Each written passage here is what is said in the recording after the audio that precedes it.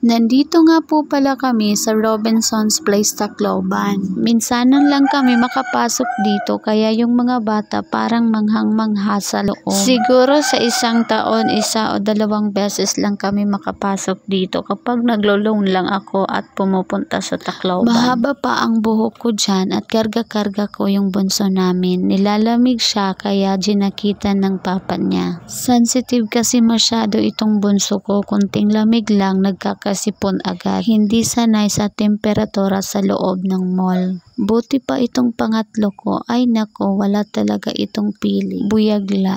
Ayan, nasuotan na siya ng jacket. Kasama po pala namin dyan yung tito ko, kapatid ng tatay ko. Medyo marami-rami na rin tao sa loob. Papunta na siguro kami sa labas dyan. Maglilibot-libot pa sana kami dyan. Kaso yung mga bata sobrang kukulit, naiinis yung papa niya. Hindi kasi mahaba yung pasensya ng papa niya. Hindi kagaya sa akin na mahabang mahaba ang pasensya ko. Char. Kaya ayan, samahan nyo na kami papuntang labas. Di ko alam kung sino nagbi-video nito sa amin. Siguro yung panganay ko yung nagbi-video. Ayan, yung tito ko tingin-tingin sa mga dumadaan. Hindi kasi ito sanay sa maraming tao. Doon lang kasi ito lumaki sa bukid. Kaya minsan kapag may pagkakataon, sinasama ko ito para naman siya masocialize sa iba. Hindi yan sanay sa malamig. Kaya nung lumabas kami, sabi niya sisipunin siguro siya. Ang dami namang sasakyan. Kailan kaya kami magkakaroon niya ng sarili namin? Manifesting in God's grace. Ang dami namin nadaanan na magaganda, kaya nga lang hanggang tingin lang kami. Gusto ngang makikain ng mga bata sa Jollibee kaso wala naman kaming budget. Sabi ko, sa bahay na lang kami kumain. Masarap pa ang kain namin.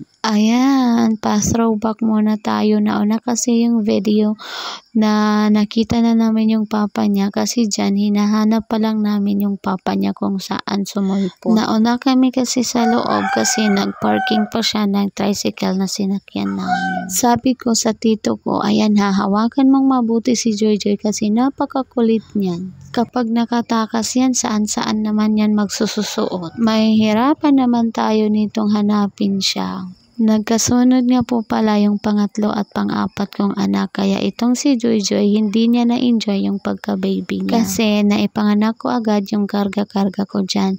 Hindi pa nag-iisang taon si Joy na ilabas ko na yung bunso ko. Kaya ayun, hindi na-enjoy ni Joy yung pagka-baby niya.